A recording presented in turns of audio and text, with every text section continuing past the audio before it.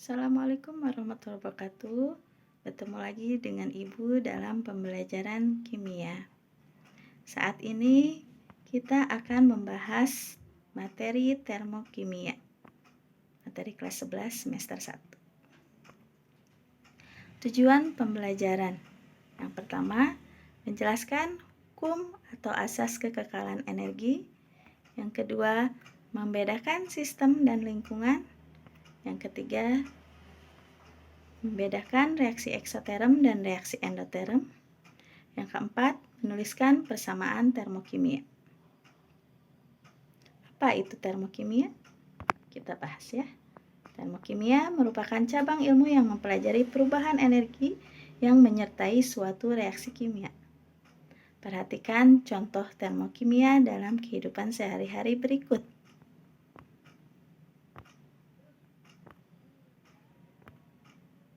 Apakah kalian pernah membuat dua larutan ini? Oralit dan air kapur. Apa beda dari kedua larutan ini? Ya, kedua larutan ini ketika kita pegang akan terasa berbeda. Oralit akan terasa dingin, sedangkan air kapur akan terasa hangat. Kenapa terasa dingin dan terasa hangat? Itu karena terjadi perubahan atau perpindahan energi. Ya, hal ini sesuai dengan hukum atau asas kekekalan energi yang menyatakan bahwa energi tidak dapat diciptakan atau dimusnahkan, hanya dapat diubah ke dalam bentuk energi lain. Dalam setiap reaksi kimia selalu terjadi perubahan energi. Perubahan energi atau perpindahan energinya dari mana? Nah, biasanya dalam termokimia itu ada istilah yang disebut sistem dan lingkungan. Jadi, berpindahnya dari sistem ke lingkungan atau sebaliknya dari lingkungan ke sistem. Ya, pengertiannya sistem merupakan bagian alam semesta yang sedang kita bicarakan. Sedangkan lingkungan segala sesuatu yang berada di sekitar sistem. Misalnya, sistem itu merupakan reaksi yang terjadi di dalam gelas kimia, sedangkan gelas kimia sebagai lingkungan. Untuk lebih paham, coba perhatikan gambar berikut ya. Di sini ada gelas kimia yang berisi HCl dimasukkan Mg. Mg dilarutkan dalam HCl. Mg dan HCl itu merupakan sistem, sedangkan gelas kimia itu merupakan lingkungan. Itu terjadi reaksi kimia ya. Nah, interaksi antara sistem dan lingkungan dapat berupa pertukaran materi dan atau pertukaran energi. Ya, perhatikan gambar di bawah ini untuk lebih jelas. Di sini ada 3 botol. Botol pertama ini terbuka, botol kedua ditutup, dan botol ketiga ini diisolasi. Ya, di botol pertama di sini ada pertukaran materi, itu water vapor, dan pertukaran energi, itu heatnya ya, panasnya bertukar. Sedangkan untuk yang botol kedua itu hanya panas yang bertukar, dan yang ketiga itu tidak terjadi pertukaran panas ataupun materi. Botol pertama disebut sistem terbuka, botol kedua disebut sistem tertutup, dan botol yang ketiga disebut sistem terisolasi. Jadi, berdasarkan gambar di atas ya, barusan sistem dibedakan menjadi 3. Yang pertama, sistem terbuka adalah suatu sistem yang memungkinkan pertukaran kalor dan materi antara sistem dan lingkungan. Yang kedua, ada sistem tertutup, suatu sistem yang memungkinkan terjadi pertukaran kalor tetapi tidak terjadi pertukaran materi. Dan yang terakhir itu sistem terisolasi.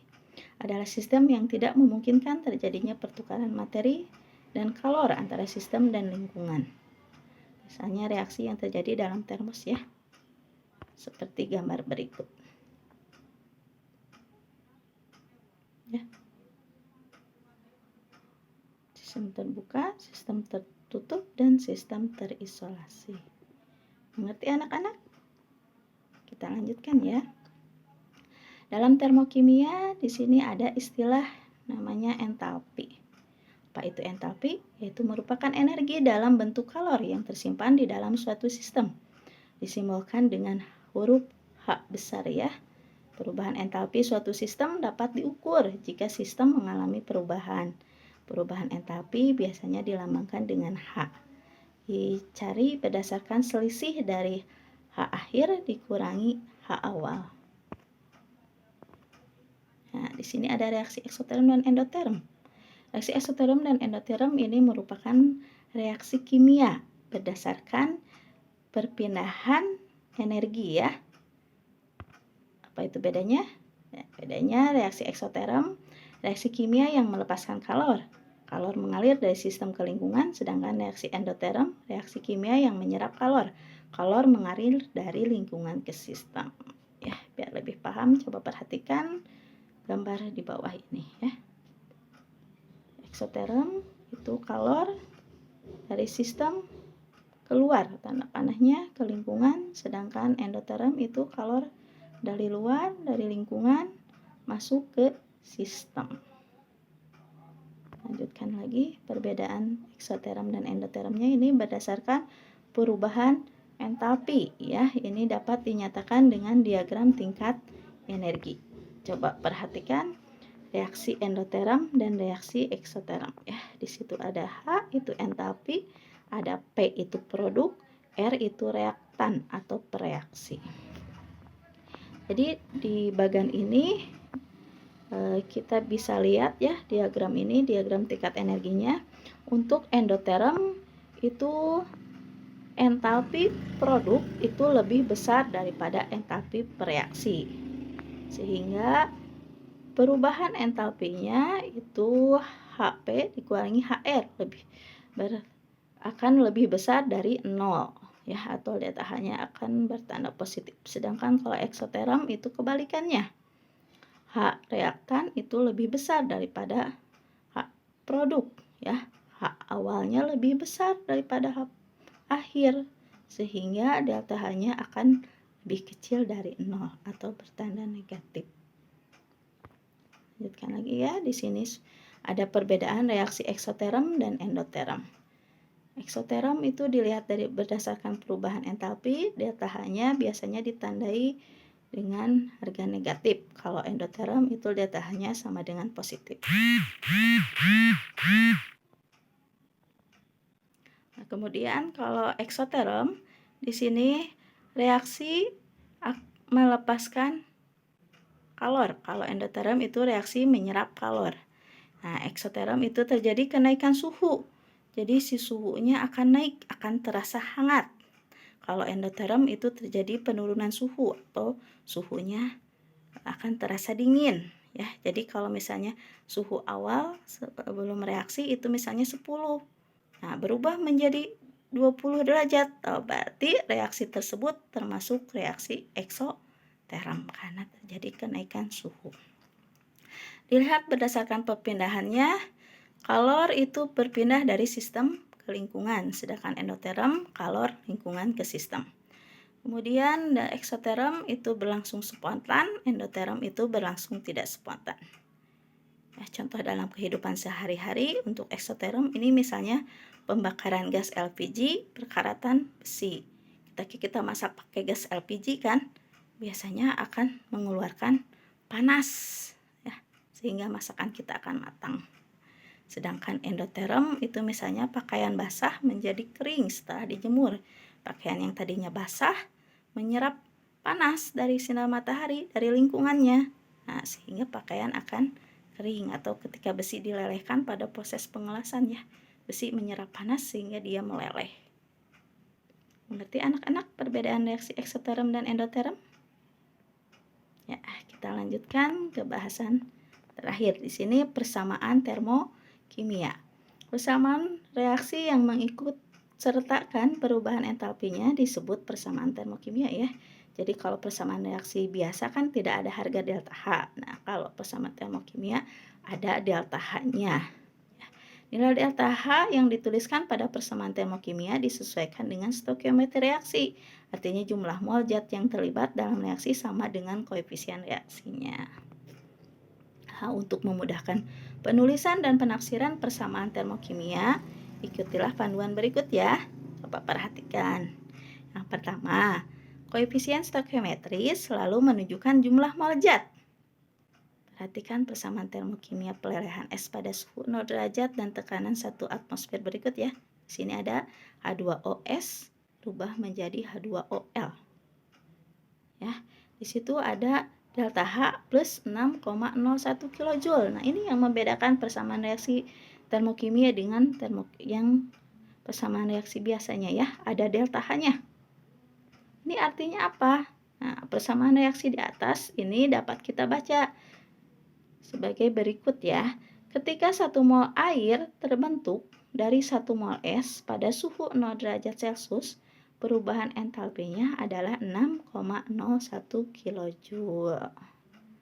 Nah, aturan yang kedua, dalam menuliskan persamaan termokimia ya, jika persamaan stoikiometri dibalik, maka peran reaktan dan produk berubah. Akibatnya delta H-nya tetap, akan tetapi tandanya berubah. Sebagai contoh, saat reaksi menyerap energi termal dari lingkungan atau reaksi endoterm, maka kebalikannya harus membebaskan energi atau reaksi eksoterm. Jadi, dengan membalikkan reaksi pelelehan es, persamaan termokimianya adalah H2O L yang cair berubah menjadi H2OS, jadi padat, jadi es. Nah, di sini yang bedanya, delta H-nya berubah menjadi negatif 6,01 kJ ya. Kalau tadi kan pembentukan pelelehan es itu delta H-nya positif, kalau pembentukan es berubah menjadi negatif. Kita lanjutkan lagi ya. Yang ketiga, jika persamaan termokimianya dikalikan oleh faktor N, maka delta H juga harus berubah dengan faktor yang sama. Misalnya untuk 2 mol air, N-nya kan 2, maka persamaan termokimia yang diperoleh dari proses pelelehan L adalah 2H2OS padat atau berubah menjadi 2H2OL, jadi cair. Delta H-nya 2 kali positif 6,01 kJ sama dengan positif 12,02 kJ. Yang keempat, dalam penulisan termokimia, wujud fisis dari semua reaksi dan produk dalam persamaan termokimia harus selalu dituliskan. Wujud zat dinyatakan dengan membubuhkan indeks S untuk padat, L untuk zat cair, dan G untuk zat gas. Ya, ini aturan untuk penulisan persamaan termokimia. Ya, selanjutnya, nah ini contohnya, contoh yang lain. Pada pembentukan 1 mol air dari gas hidrogen dengan gas oksigen dibebaskan 286 kJ. Kata dibebaskan menyatakan bahwa reaksi tergolong eksoterm. Oleh karena itu, delta H-nya pasti negatif 286 kJ.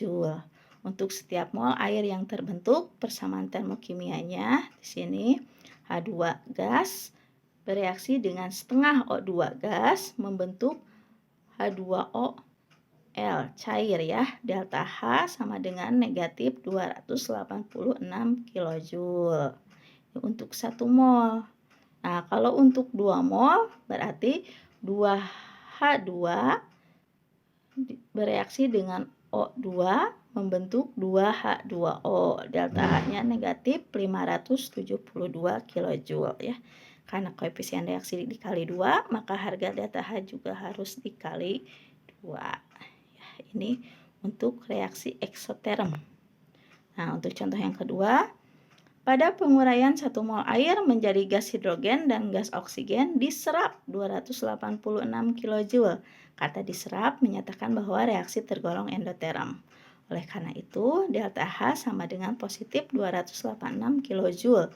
Untuk setiap mol air yang terurai, persamaan termokimianya adalah H2O berubah menjadi H2 ditambah setengah O2. Delta H positif 286 kJ. Atau kalau misalnya dia 2 mol berarti 2H2O berubah menjadi 2H2 tambah O2. Delta H-nya akan berubah 2 kali lipat, yaitu menjadi positif 572 kJ ya. Kenapa berubah? Karena koefisien reaksi dikali 2, maka harga delta H juga harus dikali 2. Ya. Bagaimana penjelasan tentang termokimia hari ini? Semoga dimengerti ya. Dari Ibu sekian, terima kasih. Assalamualaikum warahmatullahi wabarakatuh.